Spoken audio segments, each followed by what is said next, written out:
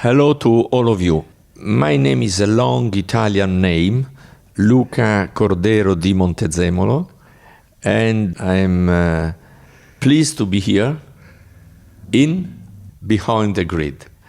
Despite in the past I prefer to be in front of the grid, but anyway, it's better to be in the front Yes. because in front road is better in the grid. That is all true. Hello again, everyone. Tom Clarkson here, welcoming you to another edition of Beyond the Grid, presented by Bose Quiet Comfort 35.2 wireless headphones. So far in Season 2, we've had Kimi Räikkönen and David Coulthard on the show, and this week's guest is another bona fide F1 legend. He's a hugely charismatic figure whose career is indelibly linked to Ferrari. In the 70s, he was Enzo Ferrari's right-hand man, and he went on to orchestrate the Scuderia's resurgence and then dominance with Michael Schumacher in the 2000s.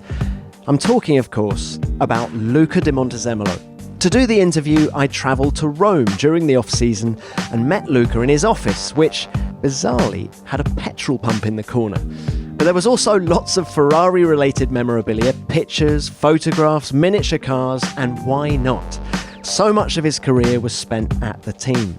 Montezemolo is now 71 years old, and he's as youthful in his outlook as ever, and as opinionated as well. So please sit back and enjoy some incredible anecdotes about Enzo Ferrari, Niki Lauda, Michael Schumacher and Ayrton Senna, as well as some pretty forthright views on the last two superstars he signed, Fernando Alonso and Sebastian Vettel. This is Montezemolo, as you might never have heard him before.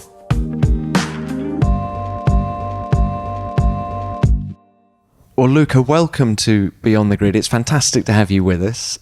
Now, it is such a big topic talking to you that I thought it's best to split it up into various topics. So, topic number one, if we could start by talking about Enzo Ferrari. Now, how did you, a law graduate, end up working as his assistant in 1973, age 26? It was a funny story because at that time I was a young Lancia team rally driver, and I've been invited for a very popular Italian radio emission in which it was possible to ask questions live to the guest of this transmission, and I received a question regarding racing. From a young man that told me, the races are totally unuseful, are dangerous, racing is a sport for rich people, so a lot of critics. And I was, to be honest, quite tough to answer to this guy, explained that he was saying a lot of bullshit.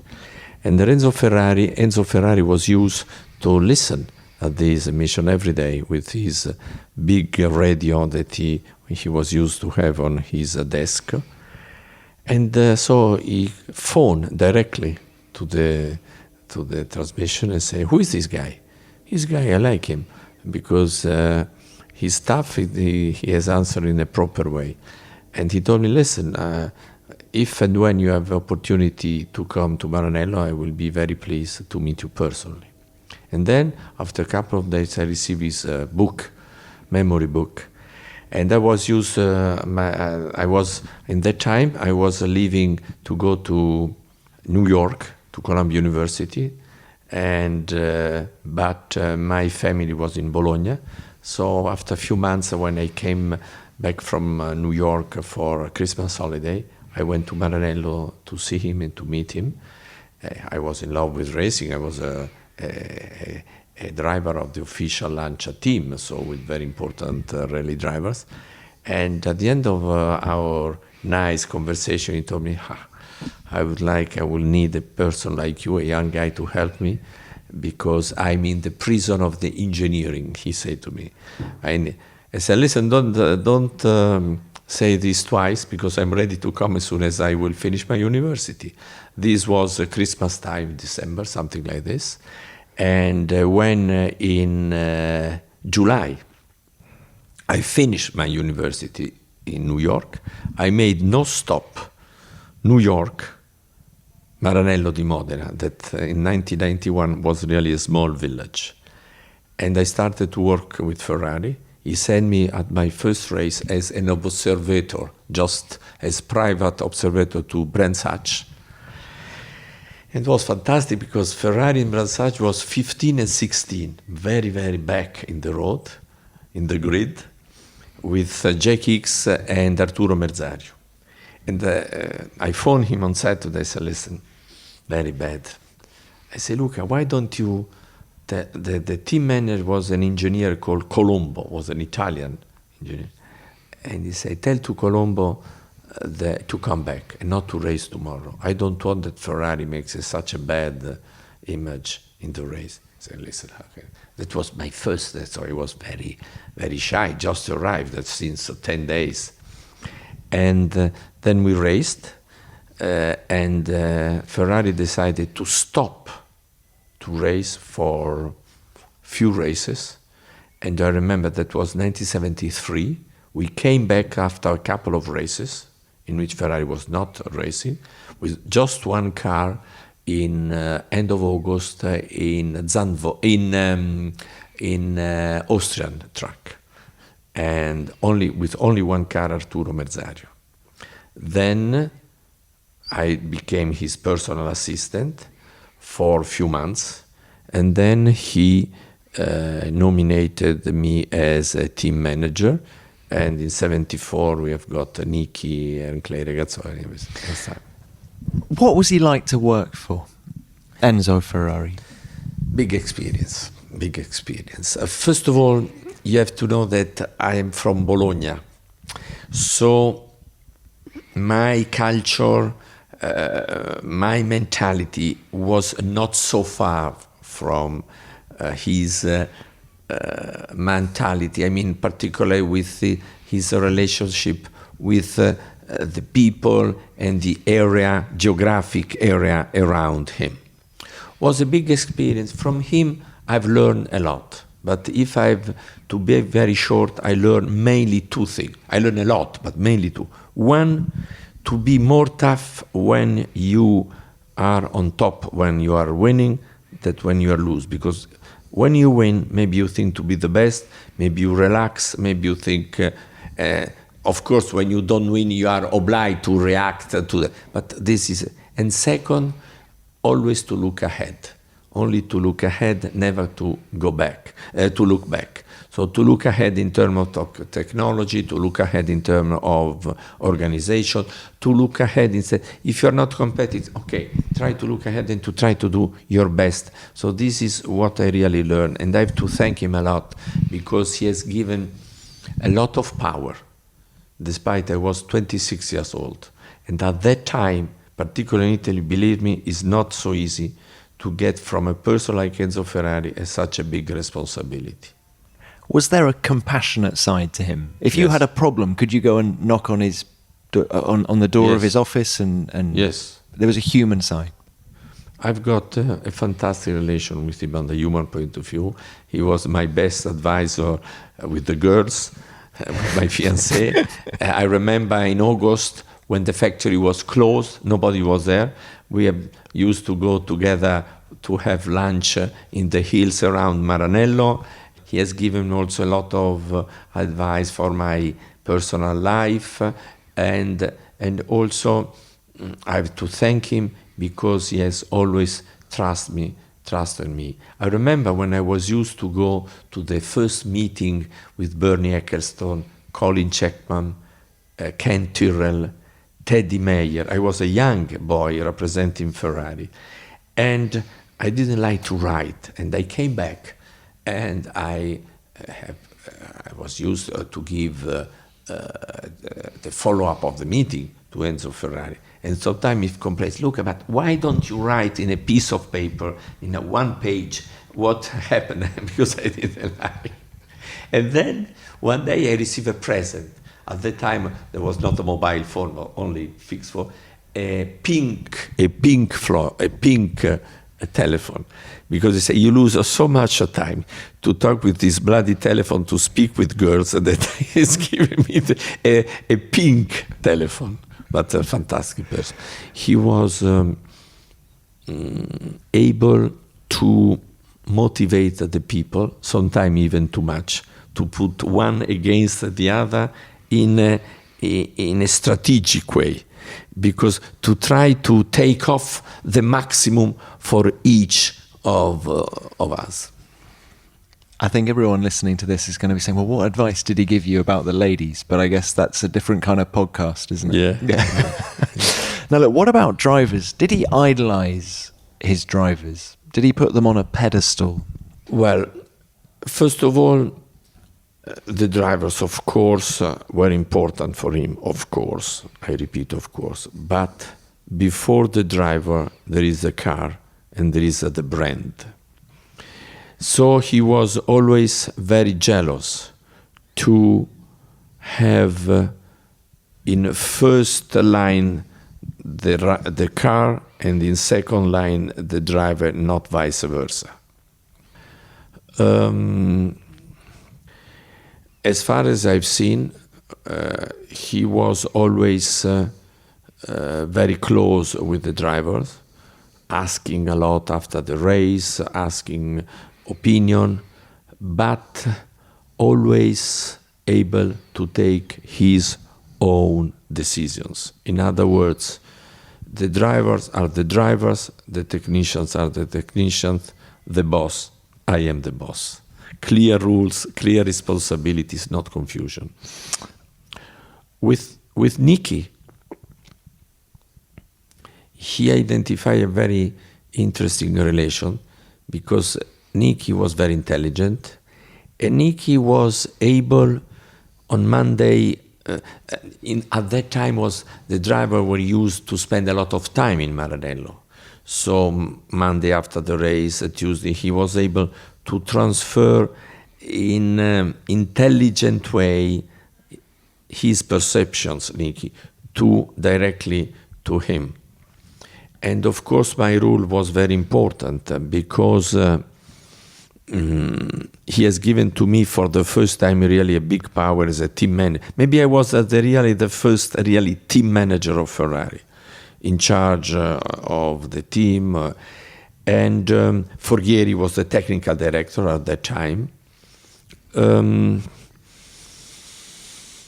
But Ferrari himself was always very, very curious also to see what is going on in the other teams, and always curious to ask informations, sometimes even in the secret way, indirect, to know, to have news about the other drivers.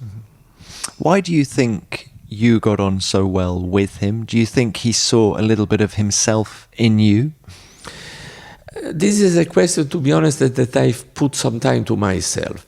I think two reasons. First of all, he was quite satisfied because I came from a completely different job. I was a young student coming from New York. I was a big fan of course, of motor racing, but not expert in Formula One. Clean mind, not friend of one technician on the other. And second, because he liked very much people with passion, and he has seen in me since at the beginning a lot of passion for Ferrari. I remember, this is something I want to say, when we won one of the best days of my life, September 1975, Monza. We won the race with Clay Regazzoni. And can you imagine, in Italy, in Monza, we won 2 races to go.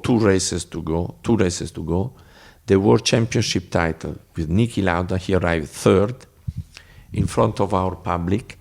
12 years before the last victory, there was John Surtees with Ferrari. And I called him after the race. And for the first time, he was crying. And he said to me only, "Thank you." And I understood from his voice that he was crying. So Ferrari was a big step, because, Monza, 12 years later, win the race with one driver, the championship. It's impossible to do. And he was really crying. Final question about Enzo is, why didn't he attend the races? Enzo was in the prison of his myth, in a certain way. Can you imagine? He has never been in a plane. He has never been in a lift. Sorry to interrupt you. He's never been in a plane? Never. He has never been, if you arrive in a building, in a lift. Yeah. He has never been to Rome. I remember that in 1976 I got married. I said, please, come to my marriage. No. So he was a person, the best natural marketing genius I've seen in my life. He has got marketing in his blood, not only technology, marketing. And he did not attend to the race because, but I understand, and a little bit was the same for me. I didn't like to go on Sunday to the race, particularly was when I became chairman and CEO. Different was I was team manager. That was my job, because you have the pressure of the public. You have to answer to your colleagues. You don't know what is going on, because if there is a victory or you don't. He prefers to be out of the lights, but he's also part of his, let me say, of his myth. You know, it's the same when if he does an interview with you, he puts very, very dark glass, and then when he's finished, he changes the glass, he have a normal glass. You know, it's to protect himself. It was, again, in the prison of the myth. Now let's look at your time when you call yourself team manager. I thought it was more of a sort of sporting director. Direttore sportivo. Sì, sporting director role. Direttore sportivo. What state was the F1 team in when you took over in that role? To be honest, not good. But not because I'm so presumptuous that I changed. It was not good because Ferrari told me. Ferrari told me, I need somebody that is a link between me and the team, but I need somebody that has no specific personal interest to protect. At that time, there was a big dialogue, sometimes even conflict, not only dialogue, between the people that makes the chassis and the engine people. Sometimes we are not competitive because it's the engine, because it's the chassis. And so was it a very political environment? Yes, it was a little bit of political environment because there were some people one against the other, because to protect his own specific area against the other one. I think that I did a good job in only one sense. Again, I was not an engineering. I tried to put everybody together, to work in a proper way together. At that time, Forghieri was a difficult character, but a very good technician. Sometimes Forghieri wanted to be the driver, the technicians, the mechanic, everybody. But I tried to calm down Forghieri as a character and take off from him his very good capability, and to put around him people, one in charge of the engine, another one in charge of really the chassis. At that time, there was no electronic, no aid, driver's aid. So it was really a strong mechanical car, brakes, engine, suspension. And I think that what I did with Ferrari in the back is to create a good atmosphere, giving good responsibility to each, and also to try, even with the drivers, with Clay, with Nicky, we were used to spend a lot of time even for dinner, to talk. Nicky never paid, but anyway, this is another story. So there was really a completely different attitude. The drivers were used to live a lot in Maranello, in Modena. And this is the main reason why, if you look at the numbers, In 73, for Ferrari, the season I was just arrived, we stopped. We didn't race in few races. Then 74, we lose the championship in Watkins Glen at the last race. And for me, that race is still a mysterious race. Of course, Emerson, didn't it? It was Emerson Fittipaldi. But you've talked about Niki Lauda a bit already. What made you pluck him from BRM at the end of 73? What did you see in him that made you think he was the missing cog? That was a big discussion between me and Ferrari, discussion in a nice way. He was, at that time, he liked a French driver called Jarier. Jarier was doing well. I liked Lauda. And you know who was the final person to convince Ferrari? Was Clay Regazzoni. Because Clay was the teammate of Niki in BRM. And I spoke with Clay. I said, please tell to Mr. Ferrari how good is Niki. And at the end, he was convinced of the choice of Lauda. You have to consider that Lauda was very, very young. He did not won not even one race in Formula One. So I understand it was not an easy decision. But the final push arrived from Clay. Why Lauda? Because I've seen Lauda as always very good not to make mistakes. He was young, sometimes quicker than Clay, despite was the first year in Formula One, and Clay was quick. So then he arrived, I remember, in Maranello with a Ford Capri. I said, listen, are you crazy? Don't. Was the same happened later on with Todd when he arrived at my home with the Mercedes. But anyway, he came and said, listen, the old man is put a lot of attention to the cars.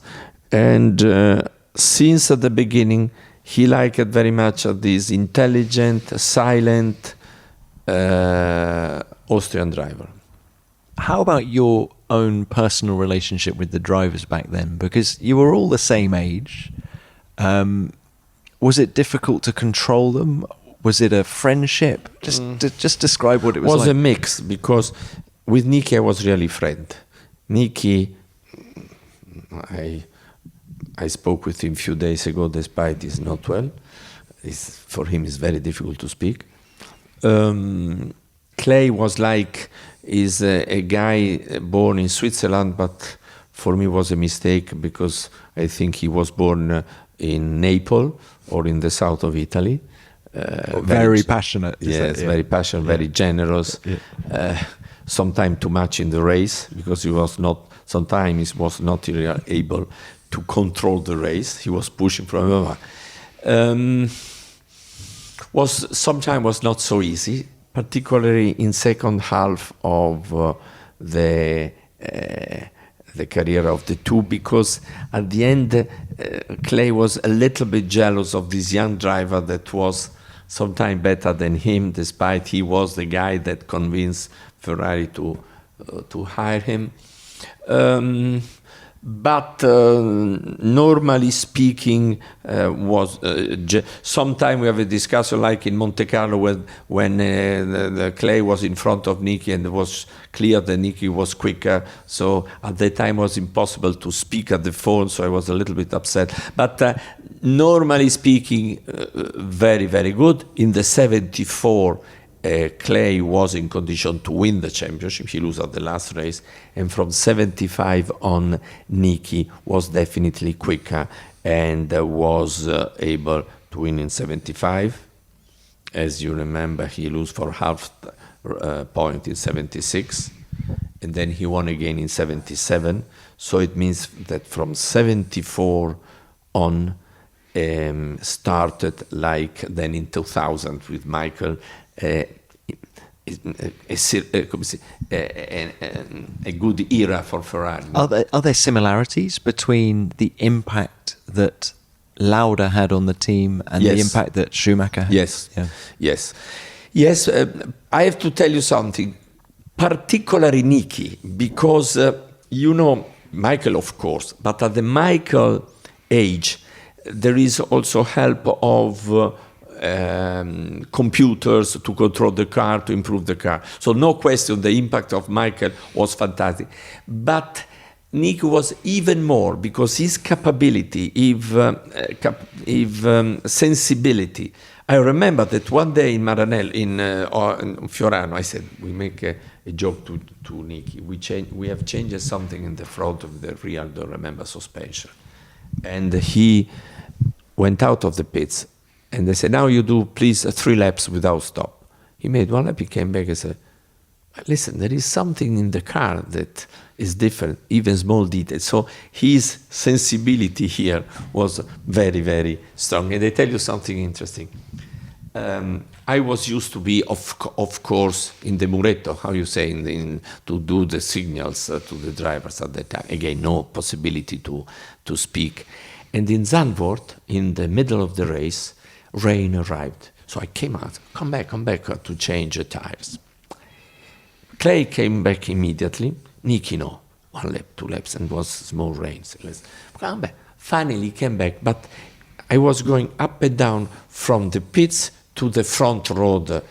And while I was doing this, Ronnie Peterson coming out from I didn't see him. So he hurted me in a very bad way. I broke my leg, here, terrible.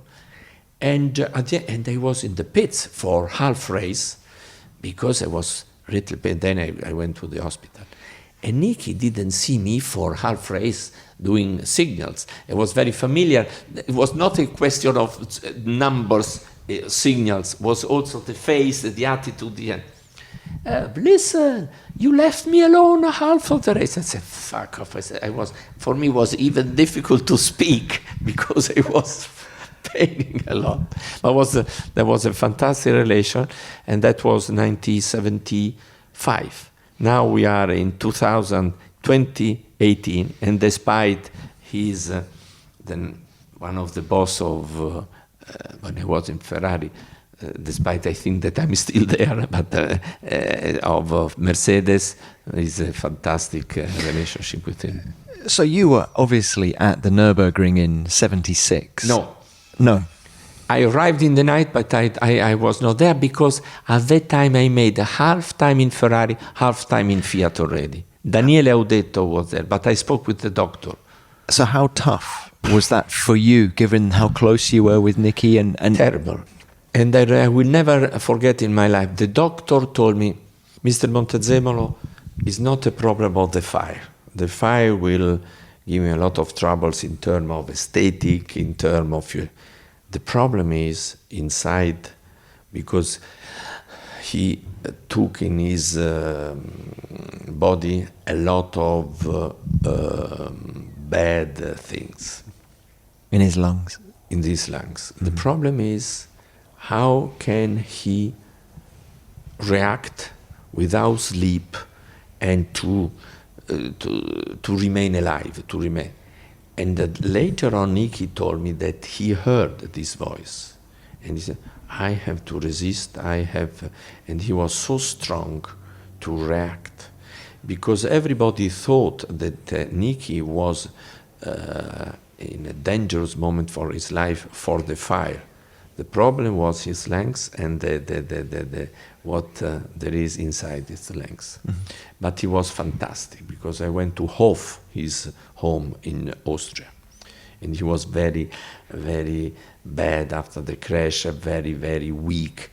And then he came back after 2 months in Monza. And he was not so happy to see that we have already substituted him with Carlos Reutemann. Despite we didn't know how long he was.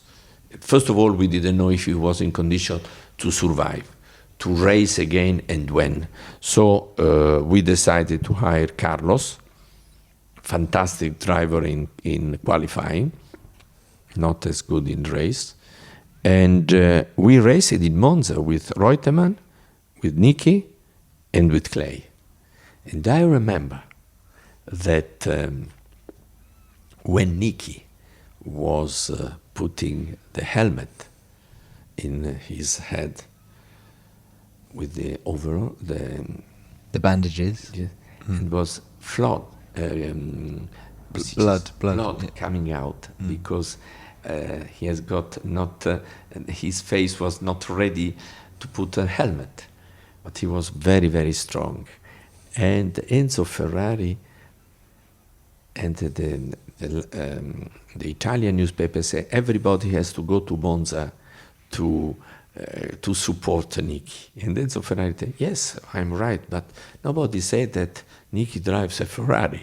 So there is also Ferrari, not only Niki Lauda, just to let you know who was Ferrari, his personality, despite he liked Lauda very much. So, of course, it was a wonderful comeback for him at Monza.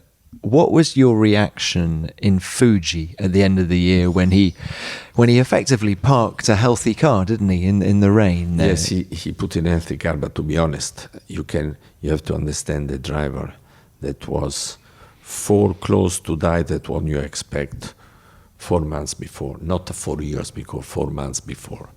The race was in terrible conditions. To be honest, we discussed in the last years a lot. Thanks God, the safety made, the Formula One has made a huge improvement in the safety.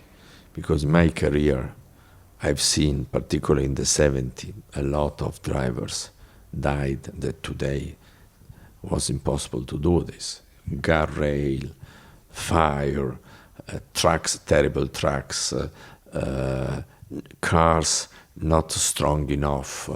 I can do, unfortunately, a big list of names of fantastic young boys and drivers that died.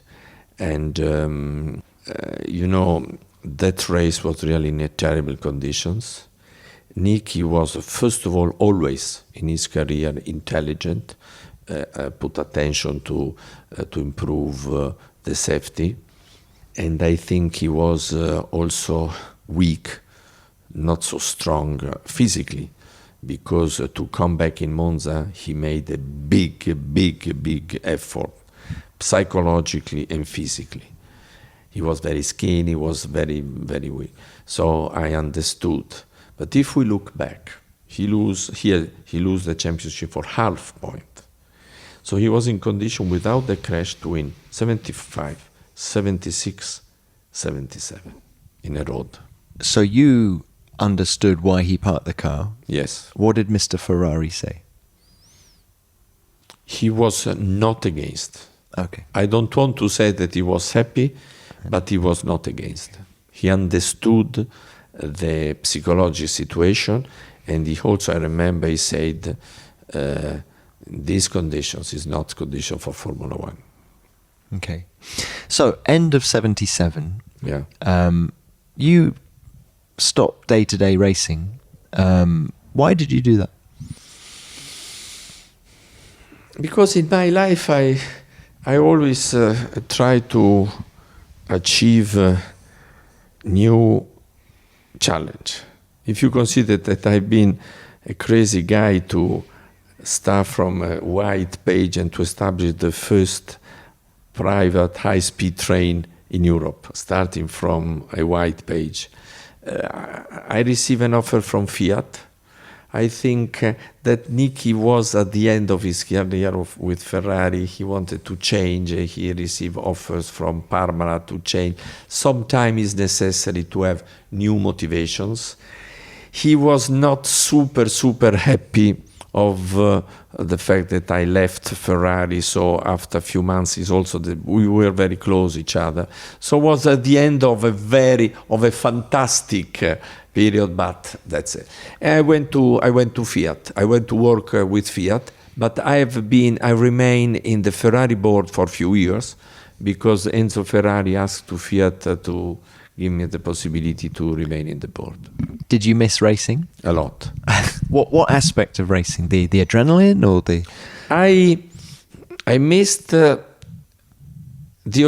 what there is behind the organization, the motivation of the drivers, the choice of the drivers, they find the best people in the best position in the team. This is what I really like very much.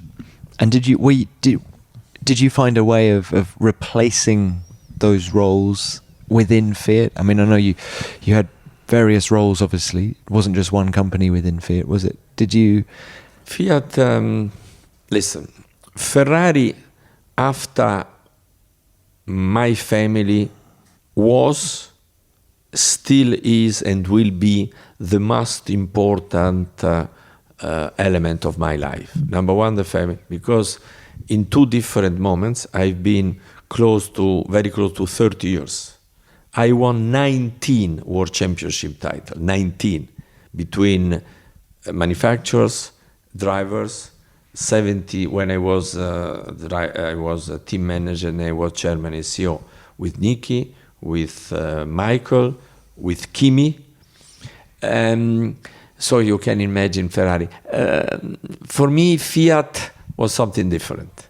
With Ferrari, Ferrari is passion, Ferrari is emotion, Ferrari, I have to thank God, because every single day in which I entering in my office, I was happy and motivated. This is unusual.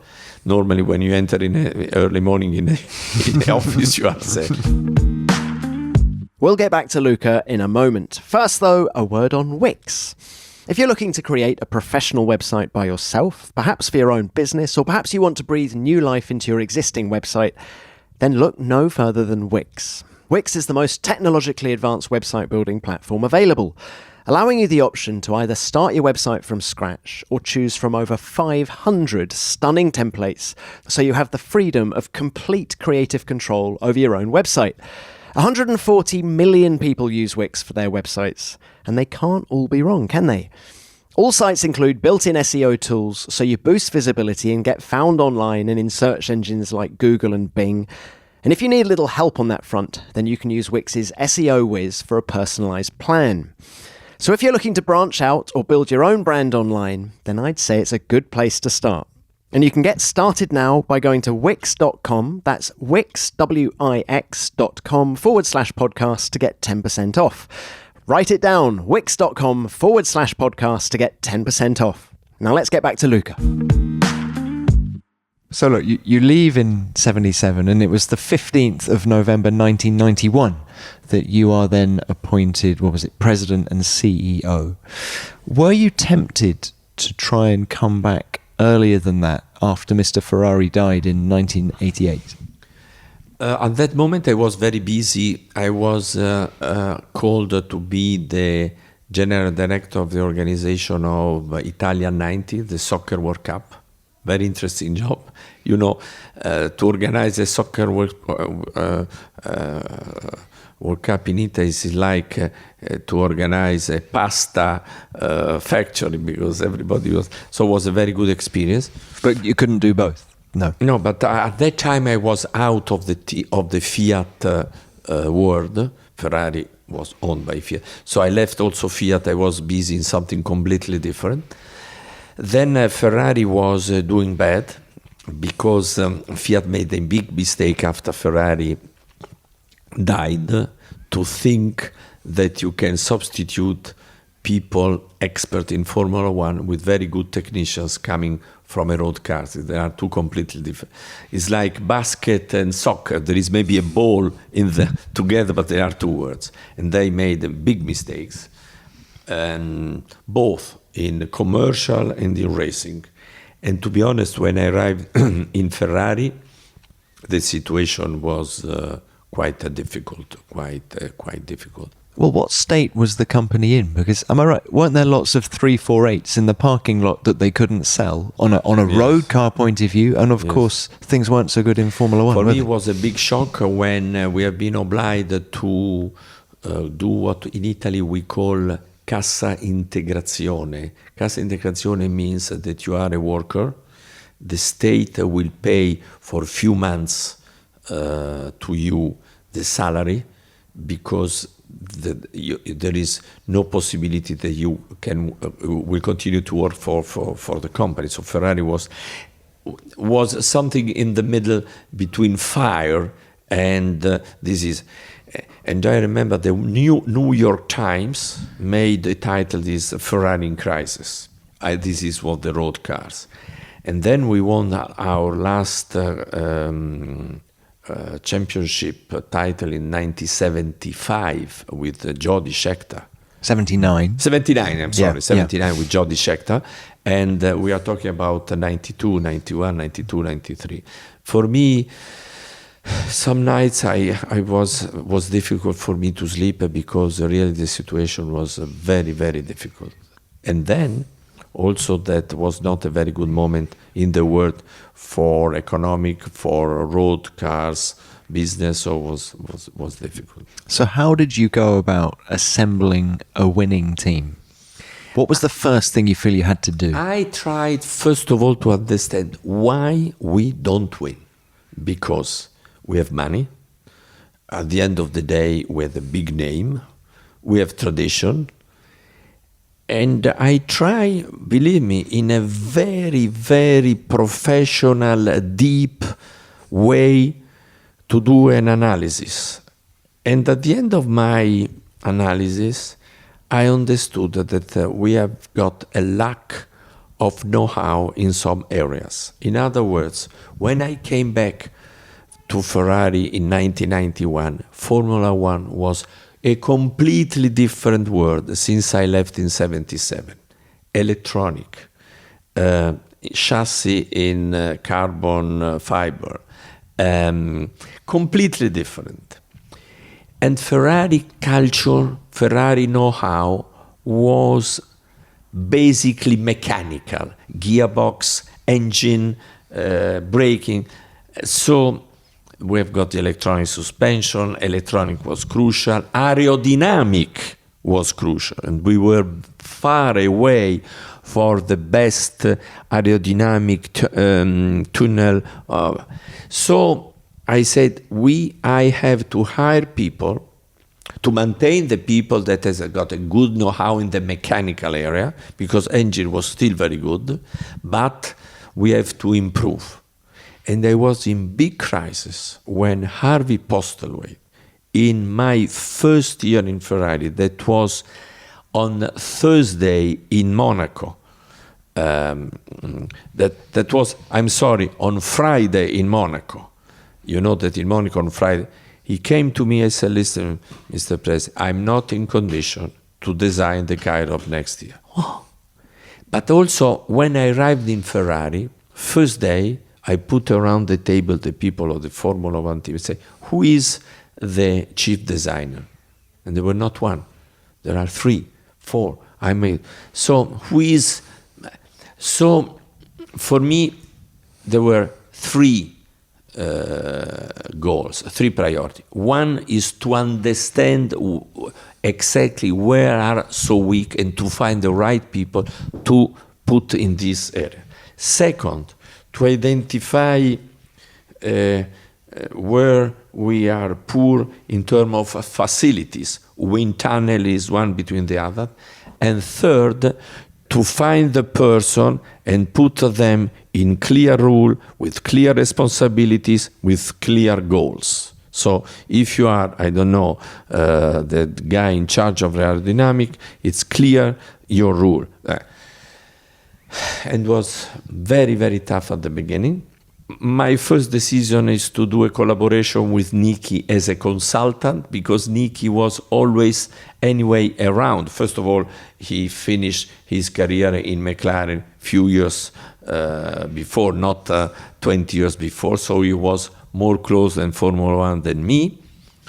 And then I decided to hire one man to, first of all, even in the road cars, the colors, the interiors has been decided not by the marketing people, but by the engineering. They don't know that it's something completely different. And the 348, I remember, I've given to Nicky to test this car. And he told me, Luca, there is a big noisy, but we are still there. So, and I said to my people, can you please describe me to the people around the table, the 348? Oh, it's a very good car. I said, listen, you are telling a lot of bullshit. I own this car, and this is not a Ferrari.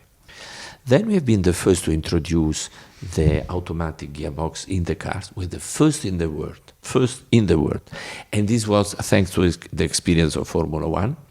Then we made the 355. Then we made then we made again the first Ferrari, the 475 with the engine in the front, because at that time there was Testarossa and 348, more or less the same. Very difficult to enter, very difficult.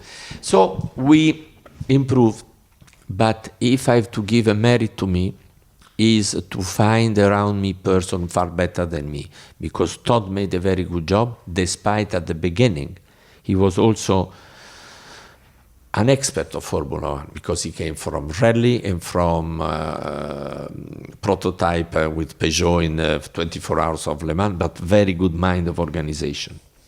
Then we have hired Rory, we have got a very good guy growing up in Ferrari, Martinelli, for the engine. And then, step by step. But I always... Then we have introduced a new wind tunnel, step by step. And my biggest satisfaction, to be honest with you, when we arrived second with Alesi in Monza. That was 1994, or when we won with Alesi Canada Grand Prix, and with Gerhard, the famous German Grand Prix in front of Michael. I understood that finally we were, going back. And when Michael arrived, was the right moment to do it. Can I just take you back to Todd in particular, Jean Todt? What was it about him in particular that made you think he was the right man for the job? First of all, Ecclestone told me, Luca, why don't you think of a person like Todd that has won in every activity? He won in the rallies with the Citroën. He won with Peugeot in prototype. Were you uncomfortable with hiring someone who wasn't Italian? That was, your question is very good. That was a problem at the beginning in my mind. Then I said, listen, I spoke with some people, Hannu Mikkola, that is a Finnish driver. I spoke with some friends. I took the lesson of Ferrari, that without saying anything, he would pick up the telephone and call somebody to ask information in a very secret and confidential way to understand this guy. What I like of Todd is that he has been with Peugeot Group for many years. This for me was the crucial final motivation to call him for a meeting with him, because it means that he has a fidelity with the team, not that 1 year is with Lotus, after 3 years with McLaren. This I don't like as a chief. And then I asked him, in touch with him, he came to see me in my home, and he arrived with the Mercedes. And I remember my son, that was very young, Papa, there is a man in Mercedes. And this guy, one of the two, or he's an idiot, or he's a presumptuous, because he comes to my home with the Mercedes. But I have to thank Todd, because Todd has received a lot from Ferrari, because for sure when Todd left Ferrari and was in condition to become chairman of FIA, was thanks to Ferrari, but he has given a lot to Ferrari. And he has done a very good job, always very loyal with me, always with a fantastic personal relation despite the different rules. I was used to talk with him maybe 6 times per day, at least at the telephone, always, even too much. And he made a very good job. So whose idea was it to go for Michael Schumacher? Was a common idea. Is difficult to say. Of course, I take the decision. So basically, what my decision, if Todd was not in the position to take the final decision, but Todd was the first supporter of the idea of Schumacher. To be honest, I think that was a common idea, because was clear at that moment that Schumacher was the best of the field, and that was the right moment. Was not a big alternative. Schumacher was not like Lauda and Jarier at that time. The best one in my opinion at that time, together with Michael, was Häkkinen, but Häkkinen was heavily engaged at that time with McLaren, so was not for us. Schumacher was the best. How important was Michael? Would you have been as successful with a different driver when the car became? Think so. No, I don't think so. I'm convinced that even if in 22 or 2 or 3 when we won in Magny-Cours, I don't know, in May, I think the car was so good that maybe was possible to win with this car, even somebody else. But to achieve this point, to arrive at this point, Michael was crucial. So my answer is, without Michael, was very difficult to achieve this. Didn't you have a conversation with Senna? Yes. Could you just tell us a little bit about that? How close did you get? Unfortunately, I remember very, very well. I have invited him to join my home on Wednesday in Bologna. You have to consider my home is half an hour by car far from Imola, 40 minutes. He came for... Can I quickly ask you, what year are we talking now? Unfortunately, 2004. That was the week... 1994. I spoke with him before. Yes, 1999. I spoke with him before, and I told also Todd to talk with him.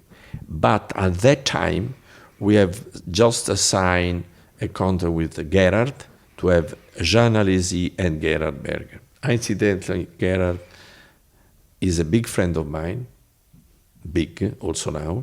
He's a gentleman. He made, I think he was one of the drivers with the highest number of racing with Ferrari. Fantastic person. In the race and outside the race. He had a terrible crash in Imola, in the fire, terrible. Anyway, so we were, at that time, were not possible to hire Senna. And Todd have got a meeting with Senna in Lake of, in the before a race of Monza in 1993, if I remember correctly, in Villa d'Este. But we were we have signed the deal. Then, in that time, there was a big discussion on the driver aid, electronic, and I was against, because I think that this means to equalize a lot the drivers. We were weak in the electronic, so I was against. And Senna made an official declaration, said Ferrari or Mr. Montezemolo is right, because this is the way every driver is so easy to drive a Formula One that you cannot see because he thinks himself is by far the best. So he said, I don't like that the young drivers are. Okay. To make the story shorter, he came to my home on Wednesday. So this is the Wednesday before Imola 1994. Yes. After we have dinner, 7 o'clock, and then he drove to Imola.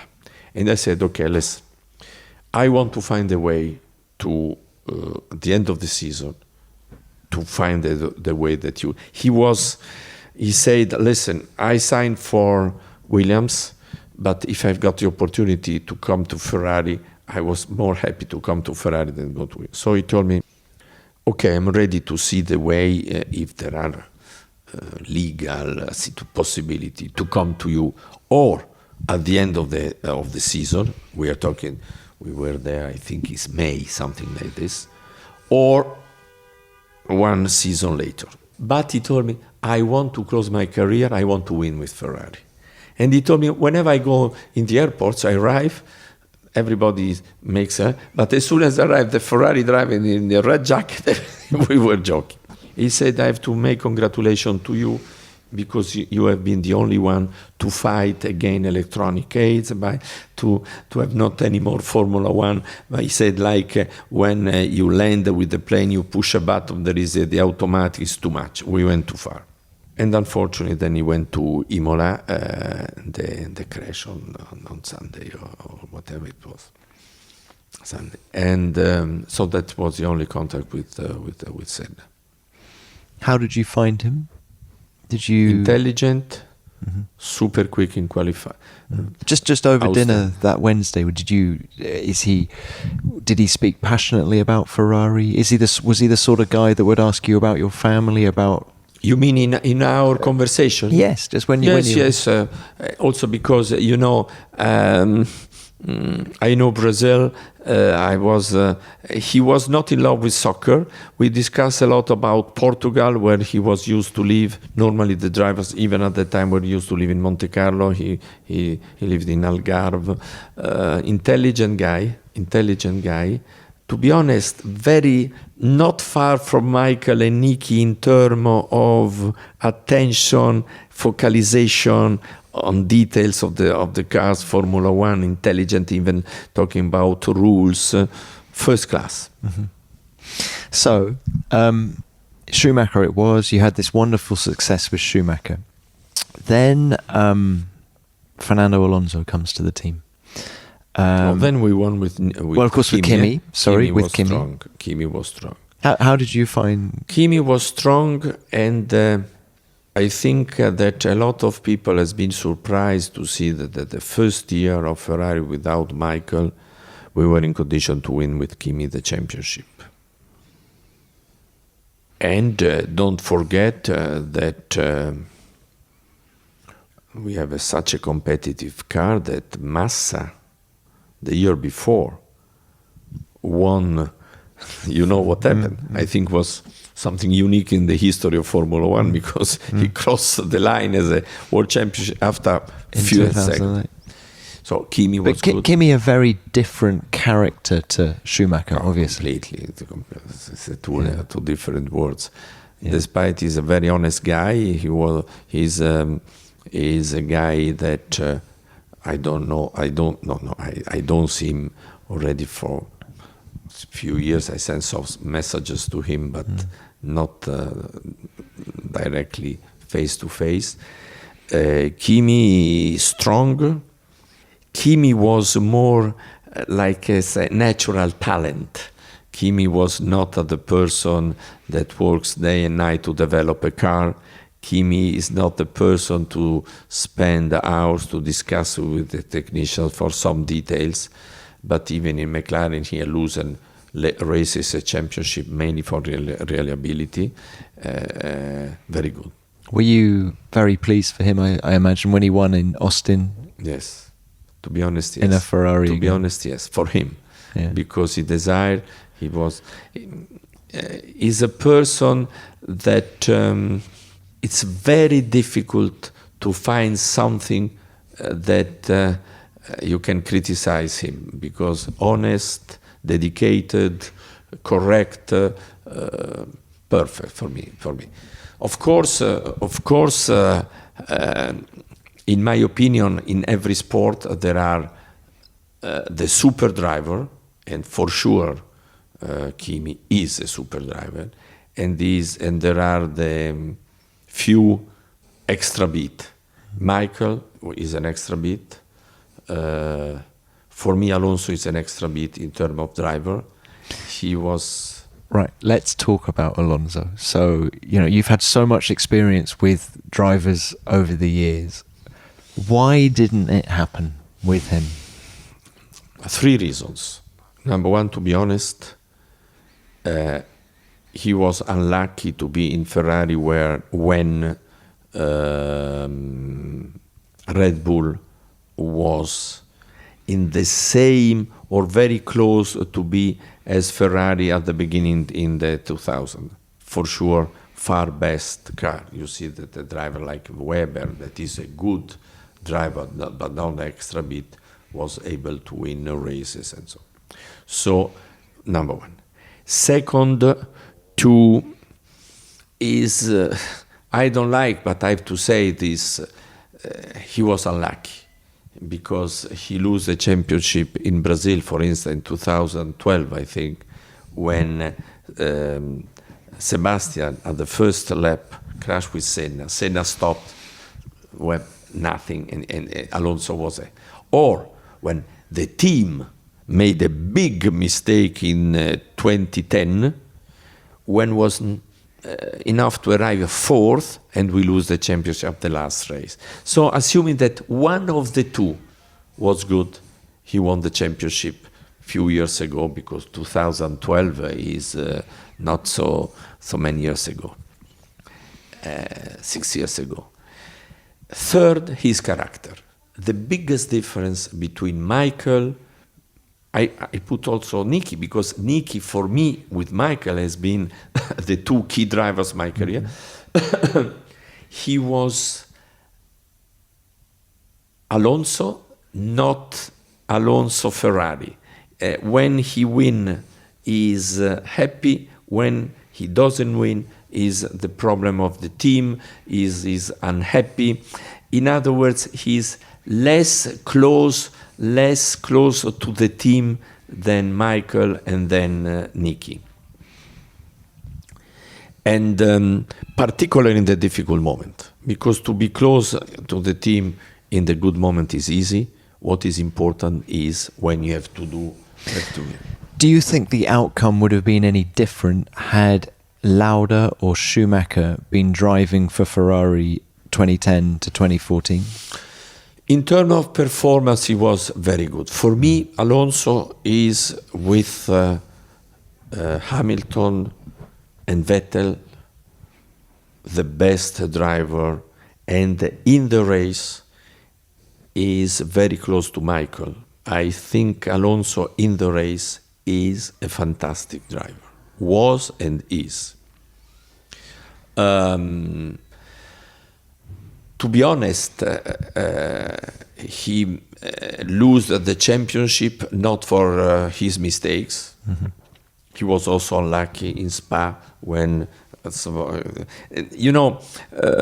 I think that in normal conditions, without the mistakes of the team in 2004, in 2010, with the tactic, and without Vettel, very, very lucky in the last race, because Senna stopped Vettel nothing at all.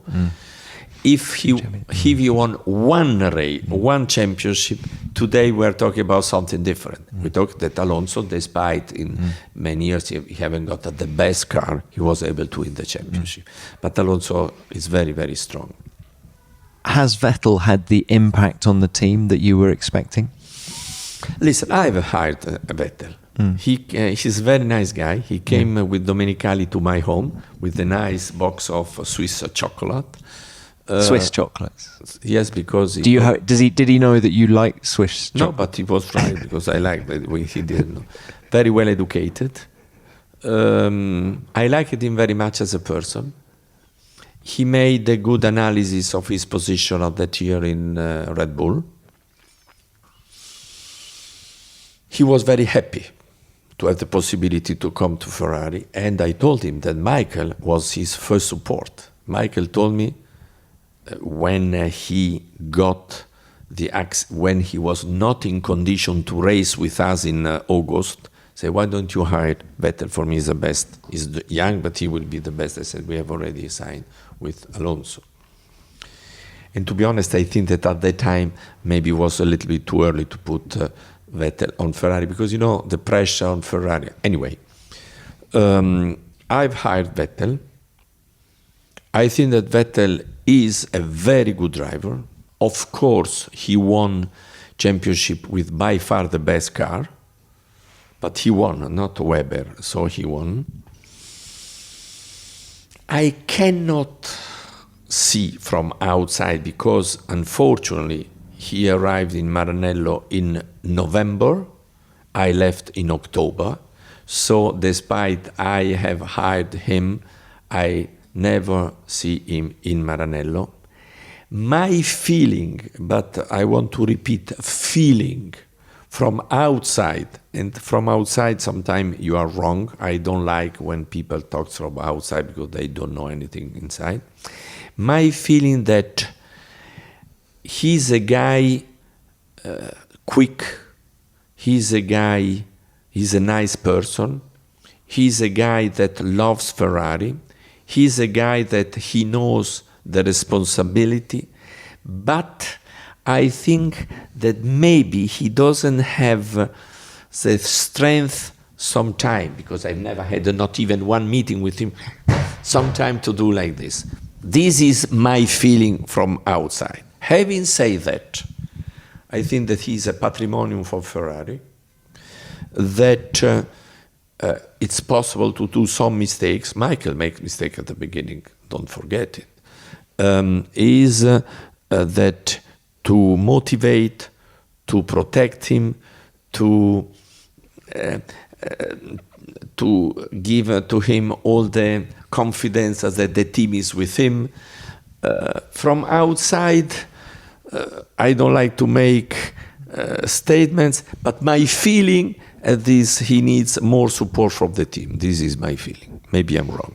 So if you were still there, how would you do that? How would you ensure that he got more support? First of all, talking a deep way with him, understand what he's looking for, what he needs, what he doesn't like, what he thinks he needs to be in the better conditions. I mean, in terms of people, in terms of how to work, in terms of how to prepare the race, in terms 360 degrees. Second, ask him to be more close to the team and to be even more ready to come in my home, to knock the door and enter, to be more proactive, to ask. And the third, to tell to the team manager to give him outside the Maranello in the race weekend maximum public support, because when sometime here I see declaration with some critics to the team. This for me is a big mistake. In other words, when you are in Maranello in a closed room, you have to speak. But when you are, we win and we lose all together. And I think if a driver makes some mistakes, as can happen, sometimes it's because or he's under pressure or he doesn't feel around him all the support, or is also unlucky, because last year what happened in Singapore, you can discuss. For me, it's not a mistake, because he tries to go in the lead in a race in which if you are not in the lead, it's very... So sometimes we ask mistakes, something that we have to be very careful to see mistakes. Sometimes are mistakes. What is, I think, Vettel sometimes is not cold enough in some moments. But, you know, believe me, I emphasize again, I've been in Ferrari with big responsibility for more than 25 years. I don't like when the people talks from the tribune. They don't know a lot of details that are important. So this is the reason why I think feeling I don't know. Maybe I'm wrong. But when you say more support, you mean from the team manager? I don't know. I think that Vettel is for sure one of the three best drivers that are on the field. No question about it. Ferrari this year has been in some races more competitive than Mercedes, in my opinion. And I have to say this year for Mercedes was the most difficult victory since they've been here. They've been in Formula One. I think that the team has done a very good car, very good progress. So if I have to say my opinion, I think that or there is too much pressure, and sometimes this can happen, too much pressure, or there is something to improve in the team, even in how you handle the driver. Because if we look 2015, 16, 17, 18, I think particularly in the last 2 years was possible to win the championship.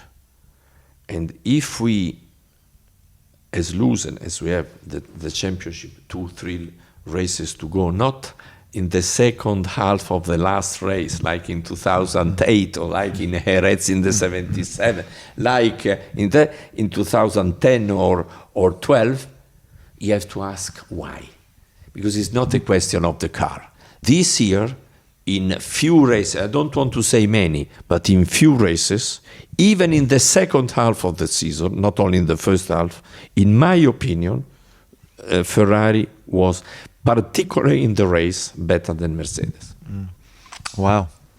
Well, look, thank you for your time. It's been such a great chat. I've got three more questions actually. One is, how important is Formula One to Ferrari?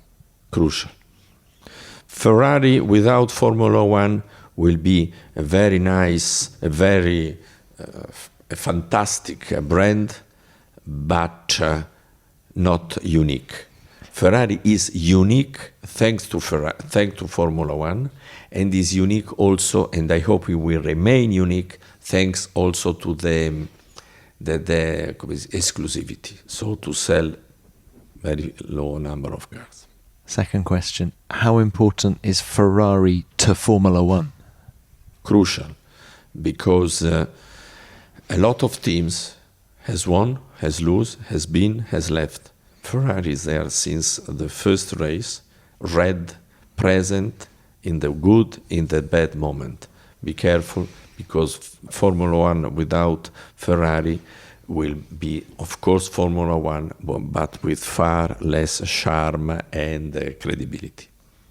Okay, and look, and just final question from me is, you've achieved so much with this team. You're so indelibly linked to Ferrari. What is your proudest achievement at the team? You mean that I've achieved in my career? No, what are you most proud of?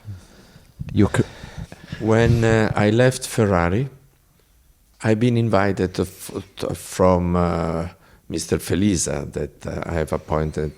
When I came chairman of Fiat, I was obliged to leave the position of CEO, because it was not possible to be in the same position, to be the controller and the person that has been. So I left to Felisa.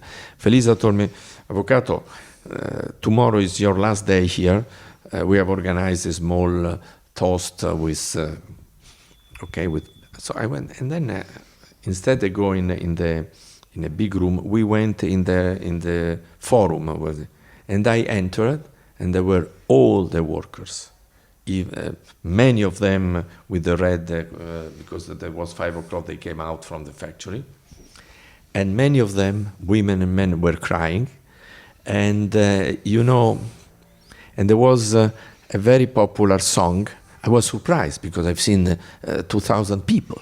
And the song will say, una lunga storia d'amore, a long story, amore, come si dice? Love story. So, a long story. And they will say that it's impossible that this story will finish, even when he will finish.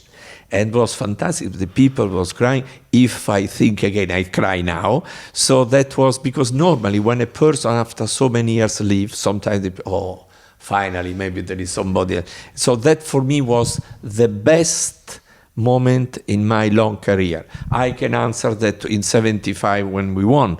I can answer when we won in 2000 after 22 years.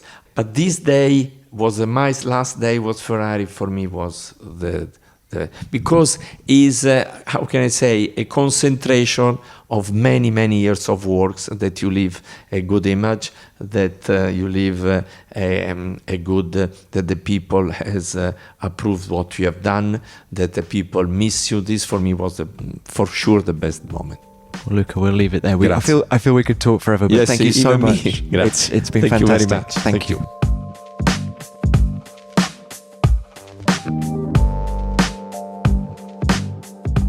All of the Beyond the Grid interviews are a pleasure to do, but this one I found to be particularly enjoyable. Ferrari has always been a mysterious team, and its leaders have had an aura around them. So to sit down with Montezemolo for more than an hour was enlightening and enjoyable, and he provided incredible insight into this often impenetrable team. So thank you, Luca, for your time. It was a pleasure to chat to you. Well, that's it for another episode, but please come back next week when we'll have another fabulous guest for you. And the best way to ensure you don't miss an episode is to subscribe to Beyond the Grid. That way, we'll be waiting for you every Wednesday when a new episode drops. We're on Apple Podcasts, Spotify, and tons of other podcast platforms. Just search for Beyond the Grid and you'll find us, along with some lovely reviews, which we thank you for very much. Speaking of reviews, we love your feedback. Jonathan Townend got in touch via Twitter recently using the hashtag F1BeyondTheGrid to say, great interview with DC, brilliant listen while taking Tess, the dog, for her evening walk. Thanks for that, Jonathan. And if you want to reach out, you can drop me a line on Twitter at Tom Clarkson F1. Beyond the Grid is produced by F1 in association with Audio Boom. Until next time, keep it flat out.